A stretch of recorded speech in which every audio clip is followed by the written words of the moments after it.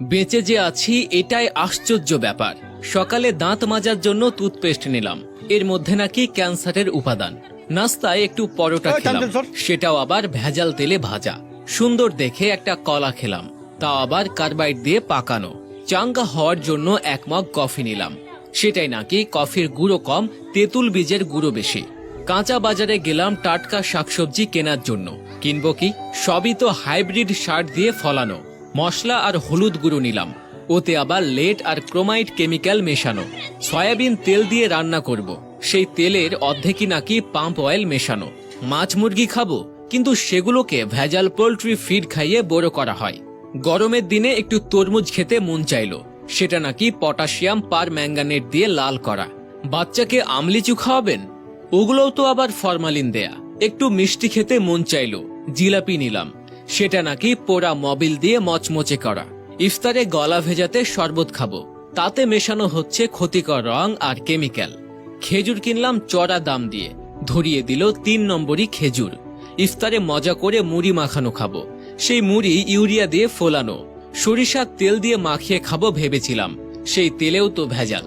সুন্দর দেখে বড় বড় পেঁয়াজও কিনেছিলাম, খেয়ে মনে হলো বড়া খাচ্ছি। আলুর চপে আলুর নাম গন্ধ নেই, বেগুনিতে বেগুন খুঁজে পেলাম না। সবজির চপ মুখে দিয়ে মনে হলো খড়কুটো চিবাচ্ছি।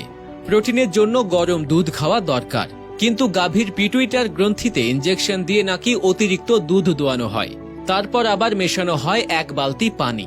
এত ভেজাল খাবার পর 2-1টা ওষুধ না খেলে তো শরীর টিকবে না। কিন্তু ওষুধ যে খাবো, বেশিরভাগই ওষুধ খেলেই হয় সাইড ইফেক্ট, বাকিগুলো আবার শরীরে কাজই করে না।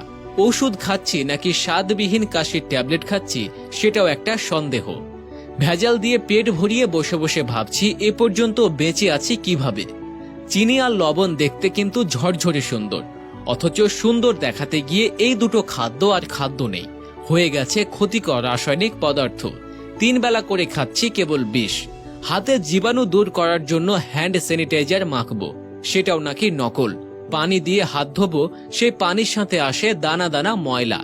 সবজি কিনতে গিয়ে ভালো দেখে বেছে বেছে নিলাম, বাসায় এসে দেখি সব পচা। চিন্তায় পড়ে গেলাম, এ কেমন জাদু?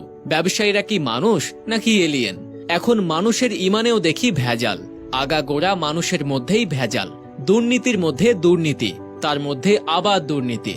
ভেজাল আর দুর্নীতি মিলেমিশে জগা খিচুড়ি হয়ে গেছে, তার মধ্যে পড়ে গেছি আমরা। নিজের মনেই প্রশ্ন করলাম, আমরা কি আদৌ বেঁচে আছি নাকি ভূত হয়ে ঘুরে বেড়াচ্ছি? বেশি ভাবতে হলো না, কারণ উত্তরটা পেলাম সাথে সাথেই। যে পরিমাণ ফরমালিন খাই, তাতে শুধু ফলমূল নয়, সাথে আমরা মানুষেরাও সংরক্ষিত হয়ে গেছি, নইলে তো কবেই পৌঁছে যেতাম।